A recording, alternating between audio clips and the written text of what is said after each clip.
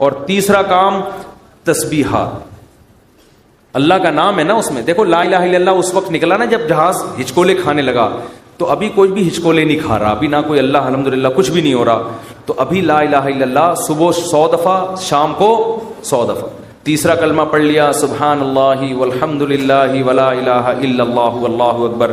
یہ تیسرا کلمہ اللہ کو اتنا محبوب ہے, حدیث میں آتا ہے سورج جن چیزوں پہ طلوع ہوتا ہے, جتنی چیزیں ہیں ان سے زیادہ محبوب اللہ کو یہ کلمہ ہے. تو صبح 100 دفعہ تسبیحات میں رکھنے سے فائدہ یہ ہوتا ہے کہ یاد رہتا ہے انسان. آج کل تو بڑی خوبصورت تسبیحات آ رہی ہیں, بڑی ٹیکنیک, ان کو دیکھ کے انسان کا تسبیح پڑھنے کا دل چاہتا ہے, اور اس میں دھوکے بھی ہوتے ہیں. میں نے منگوایا تھا انٹرنیٹ پہ نا, تو ڈبہ آ گیا تھا اس میں تسبیح نہیں تھی. یہ بھی ہو رہا ہے, خالی ڈبہ. تو انٹرنیٹ پہ بڑے دھوکے ہوتے ہیں. تو 100 دفعہ صبح تیسرا کلمہ, تیسرا نہیں تو چوتھا کلمہ بھی ٹھیک ہے, لا الہ الا اللہ وحدہ لا شریک لہ لہ الملک ولہ الحمد وہو علی کل شیء قدیر. نبی صلی اللہ علیہ وسلم نے فرمایا لا الہ الا اللہ وحدہ لا شریک لہ لہ الملک ولہ الحمد وہو علی کل شیء قدیر. ابھی کوئی جہاز ہچکولے نہیں کھا رہا ہے. 100 دفعہ صبح یہ پڑھ لو, 100 دفعہ شام کو یہ پڑھ لو, بیٹھ کے پڑھ لو, چلتے پھرتے پڑھ لو. یہ کلمہ اللہ کو اتنا محبوب کہ آپ صلی اللہ علیہ وسلم نے فرمایا جس نے 100 دفعہ یہ کلمہ صبح پڑھا اس سے زیادہ نیکیاں کوئی شخص اپنے اعمال میں جمع نہیں کر سکتا سارا دن, سوائے اس کے جو اس سے بھی زیادہ مرتبہ پڑھے. تو بہت یہ اللہ کو محبوب کلام ہے. کتنا پیارا, لا الہ الا اللہ, اللہ کے سوا کوئی عبادت کے لائق نہیں ہے, وحدہ تنہا ہے, لا شریک لہ اس کے ساتھ کوئی شریک نہیں ہے, لہ الملک اسی کی بادشاہی, ولہ الحمد اسی وہی قابل تعریف, وہو علی کل شیء قدیر. اور یحیی و یمیت بھی درمیان میں لگا سکتے ہیں, اور وہ ہر چیز پر قدرت رکھتا ہے. یحیی و یمیت, وہی موت دیتا ہے وہی حیات. اللہ کو یہ کلمات اتنے محبوب کیوں ہیں؟ آپ کہیں گے اس میں کون سا ایسا قربانی ہے؟ اصل میں دنیا میں ہر چیز کا تذکرہ کیا جا رہا ہے جس سے انسان کا مفاد. اگر لوگ کسی ذات کو سب سے زیادہ بھولیں تو کس کو؟ اللہ. جو چیز مارکیٹ میں شارٹ ہوتی ہے اس کی ویلیو بڑھتی ہے. اللہ کو پتہ ہے کہ دنیا میں امریکہ کا نام لینے والے بہت, پیسہ کا نام لینے والے بہت, عزت شہرت کے بھوکے بہت, اللہ کا نام لینے والے مارکیٹ میں شارٹ. اور اگر اللہ کا نام لے بھی رہے ہیں تو اپنے فائدے کے لیے. آپ نے صرف اللہ کو راضی کرنے کے لیے ان تسبیحات کی پابندی کرنی. حدیث میں آتا ہے, بخاری کی حدیث ہے, کلیمتان خفیفتان علی اللسان ثقیلتان فی المیزان حبیبتان الی الرحمن. کیا خوبصورت کلام ہے. فرمائے 2 کلمے ایسے ہیں زبان پہ بہت ہلکے, ترازو میں بہت بھاری, اور الرحمن کو بہت محبوب. وہ فرمایا سبحان اللہ و بحمدہ سبحان اللہ العظیم. تو چلتے پھرتے انسان یہ پڑھ لیا کرے, اور کوئی مقصد نہ ہو کہ میں یہ وظیفہ پڑھوں گا تو میری شادی ہو جائے گی, میرے بچے ہو جائیں گے, اور وہ ماموں نہیں مجھے کہیں گے ان کے بچے. یہ چکروں میں نہ پڑھیں. اللہ کو, اللہ کا نام لیں اللہ کو خوش کرنے کے لیے. اللہ کو اللہ کا نام لینے والے لوگ پسند ہیں. اور میں گارنٹی کے ساتھ لکھ کے دے دوں آپ کو, اس سے جو دل میں سکون ملے گا وہ سکون آپ کو کسی نفسیاتی ڈاکٹر کی کاؤنسلنگ سے اور کسی سائیکولوجسٹ کی کاؤنسلنگ سے نہیں ملے گا. آپ کو ایسا سکون ملے گا. آپ یہ پابندی تو کریں لیکن سکون کے چکر میں نہیں کریں, یہ پھر نہیں ملے گا سکون. اگر آپ نے ٹرائی کیا نا کہ میں اللہ کا نام لے کے دیکھتا ہوں سکون ملنا ہے کہ نہیں ملنا, پھر نہیں ملے گا. یہ تو ایک ویسے ہی اللہ کی طرف سے سہولت ہے. تو روزانہ خواتین بھی مرد بھی صبح شام کم سے کم 100 مرتبہ تیسرا یا چوتھا کلمہ صبح اور 100 مرتبہ. یہ میں بہت ہلکا پیکج دے رہا ہوں, اس سے آگے تو پھر یہ تو کم سے کم ہے. تو یہ معمول بنانا ہے. کریں گے کہ نہیں کریں گے؟ تو اور یہ جو اعتکاف والے بیٹھے ہیں نا, یہ ابھی مسجد سے جب شارٹ ہوں گے تو اگلے سال پہچان میں بھی نہیں آ رہا ہوتا کہ یہ کون ہے, کہاں سے آیا, کدھر ہے, حالانکہ قریبی محلے میں رہ رہا ہو. ایسا نماز سے بھاگتے ہیں جیسے ان کو احساس ہو گیا کہ ہم نے جو 10 دن مسجد میں نماز پڑھی تھی وہ صحیح کام نہیں کیا تھا ہم نے, تبھی تو ایسا بھاگا ہے کہ مارکیٹ سے بالکل ہی شارٹ ہو گیا. بعض دفعہ کوئی کام کر کے دیکھتا ہے انسان تو کہتا ہے ٹرائی کیا مزہ نہیں آیا, اب نہیں آنا. ایسا نہ کرو میرے بھائی. آپ کو 10 دن اللہ نے مسجد میں بٹھایا, آپ نے تکبیر اولیٰ سے نماز پڑھی, تراویح پڑھی, تو اب آپ کو اس کم از کم نماز ہی کو کنٹرول کر لو پورے سال. اکثر گناہگاروں کو توبہ اعتکاف میں نصیب ہوتی ہے، اکثر لوگ میں نے دیکھے.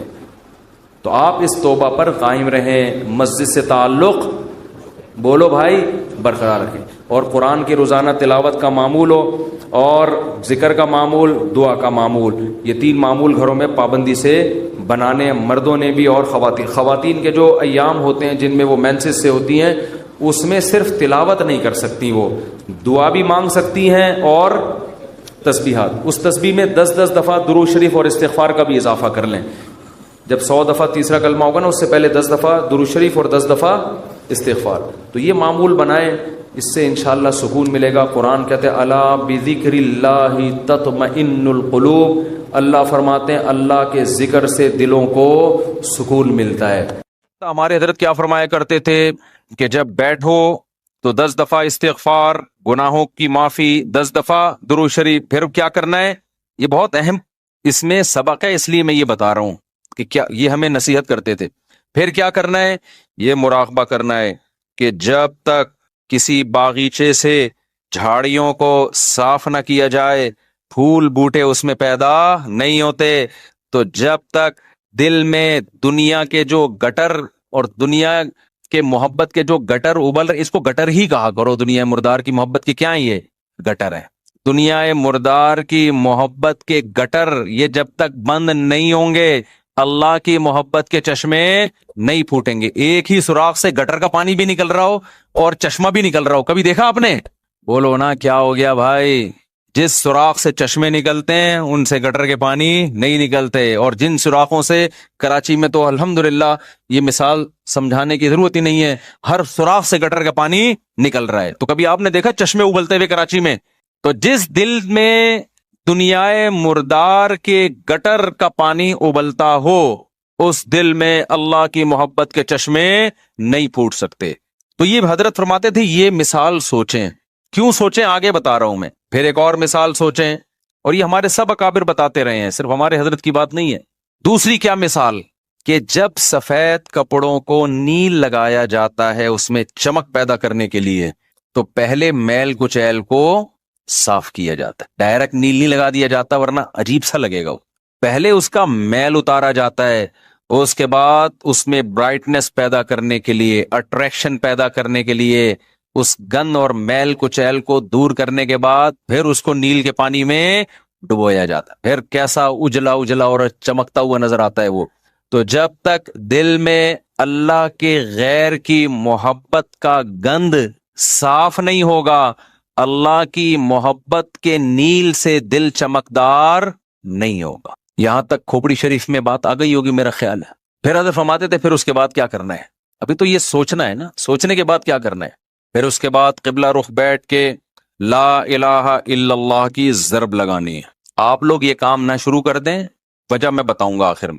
لا الہ کرتے ہوئے کیا کرنا ہے، دائیں طرف سر کو لے کے جانا ہے، اور توجہ یہ کرنی ہے کہ دل سے لا الہ کا مطلب کوئی معبود نہیں، کوئی محبوب نہیں، کوئی بھی نہیں ہے.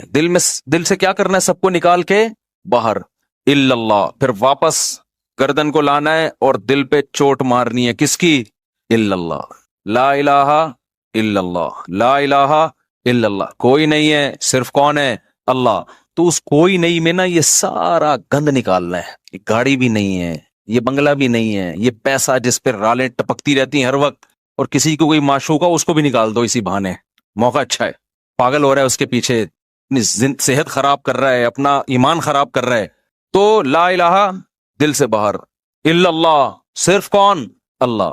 جب بار بار یہ ذکر ہوتا ہے نا، لا الہ الا اللہ، لا الہ الا اللہ، لا الہ الا اللہ، لا الہ الا اللہ، لا الہ الا اللہ، آہستہ آہستہ ذہن بننا شروع کہ میرا معبود اور میرا محبوب کون ہے؟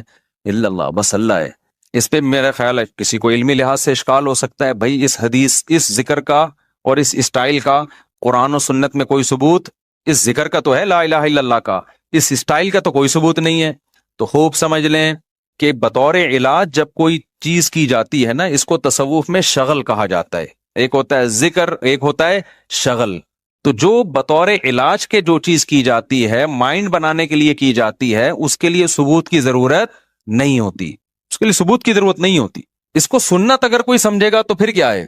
پھر یہ بدعت عمل ہے بھائی. قرآن و سنت سے اس انداز کا کوئی ثبوت نہیں ہے. لیکن ایک چیز تجربے سے ثابت ہو جائے کہ اس کا فائدہ ہو رہا ہے، اور فائدہ ہو کے وہ چیز حاصل ہو رہی ہے جو اللہ چاہتا ہے، تو پھر اس کے لیے ثبوت کی ضرورت نہیں ہے. ہاں اگر یہ اجتماعی سطح پہ لوگوں کو بلا بلا کے یہ سیٹ اپ شروع ہو جائے نا، تو پھر یہ بدعت کا ذریعہ ہونے کی وجہ سے کیا ہوگا؟ پھر ناجائز ہوگا. تو آپ یہ کام نہ کریں، کوئی بدعت نہ بن جائے نہیں. لیکن ایک کام آپ لازمی کر لیں، جو میں نے اتنا لمبا چوڑا آپ کو یہ پورا طریقہ بتایا نا، آپ یہ نہ کریں یوں گردنیں. بعض لوگوں کے فرما بھی ٹیڑھا ہو جاتا ہے اس سے، یوں کرنے کے بعد پھر اٹھ ہی نہیں پا رہے نا، وہ ایسے ہی ہو گئی ان. تو یہ کام نہ کریں، بدعت کا کوئی ذریعہ نہ بن جائے. جب تک کسی شیخ سے باقاعدہ اصلاحی تعلق نہ ہو اور اس کی ہدایات اور رہنمائی نہ ہو، خود سے یہ کام نہ کریں. ایسی چیزوں سے بدعتیں پھر پھیلتی ہیں سوسائٹی میں. تو آپ نے کیا کرنا ہے؟ اللہ سے تعلق بحال کرنا ہے نا، تو اس کے لیے میں طریقے بتا رہا ہوں آپ کو. روزانہ صبح اور شام میں لا الہ الا اللہ کے ذکر کا معمول بنانا ہے. 10 دفعہ کم سے. دیکھو تبلیغ والے تسبیح بتاتے ہیں، تیسرا کلمہ 100 دفعہ، 100 دفعہ استغفار، 100 دفعہ درود شریف، صبح بھی اور شام بھی. اصل تو یہ ہے، کیونکہ تیسرے کلمے لا الہ الا اللہ خود بخود آ گیا ہے. میں اس سے بھی آسان پیکج بتا رہا ہوں. اصل تو وہ ہے جو تبلیغ والے بتاتے ہیں. میں کیا بتا رہا ہوں اس سے بھی، کہ یار وہ نہیں ہوتا تو لا الہ الا اللہ بیچ میں سے نکال لو نا، اسی کا وظیفہ پڑھ لو، اسی کو پابندی سے پڑھ لو. تو جتنے یہاں مرد اور خواتین آج بیان سننے کے لیے آئے ہیں، آج سے عزم کریں کہ ہم نے روزانہ کم سے کم 100 مرتبہ صبح اور 100 مرتبہ شام لا الہ الا اللہ کا ورد کرنا ہے. اچھا، ذکر میں اصل یہ ہے کہ آہستہ آواز سے کیا جائے. جہرن ذکر کو شریعت نے پسند نہیں کیا، لیکن اگر دل لگانے کے لیے معنی اور مفہوم کا تصور دماغ میں بٹھانے کے لیے کوئی ہلکی آواز سے جہر کر لیتا ہے، ہلکی آواز سے، بہت شور شرابہ نہ ہو، تو اس میں بھی کوئی حرج نہیں ہے. تو آپ نے کیا کرنا ہے؟ یہ 2 مثالیں صبح سوچنی ہے. صبح کے وقت کر لیں اور شام کے وقت کر لیں. بیٹھیں قبلہ رخ ہو کے، 10 دفعہ استغفار اپنے گناہوں کو یاد کر کے، 10 دفعہ درود شریف پڑھ لیا. اس کے بعد ہلکی آواز میں لا الہ، مزے لے کے ذکر کرنا ہے. ترخانہ نہیں ہے. 100 دفعہ نہیں ہو رہا نا، 50 دفعہ کر لو. وہ کام جو تھوڑا ہو پابندی کے ساتھ ہو. اللہ کو زیادہ محبوب ہے اس کام سے جو بہت زیادہ ہو لیکن اس کی پابندی نہ ہو. تو کیا کرنا ہے؟ ہلکی آواز سے لا الہ الا اللہ، لا الہ الا اللہ. اور تصور کوئی نہیں ہے. لا الہ کا مطلب اللہ قرآن میں کہتے ہیں افرأیت من اتخذ الہہ ہواہ، تم نے ایسے لوگ دیکھے جن کا معبود ان کی خواہشات ہیں، خواہشات کو اپنا خدا بنایا ہوا ہے. تو لا الہ میں آپ نے کیا تصور؟ میری خواہشات میرا خدا نہیں ہے. جس کے دل میں بھی، وہ ہر آدمی کو پتا ہے مجھے کس سے زیادہ عشق چڑھا ہوا ہے آج کل. گاڑی سے زیادہ ہے، بنگلے سے زیادہ ہے، بحریہ ٹاؤن سے زیادہ ہے. یہ کس سے ہے؟ جو گھسا ہوا ہے نا دل کے اندر. کسی کو کسی چیز سے ہوتا ہے، کسی کوئی. یہ جو عاشق ہوتے ہیں نا، جن کو حرام عشق ہو جاتے ہیں، ان کو کہا جاتا ہے اس محبوبہ کا تصور کر کے دماغ سے نکالو جو حرام عشق ہے. سمجھتے ہو کہ نہیں سمجھتے؟ تو آج سے یہ وعدہ کرتے ہیں کہ نہیں کرتے؟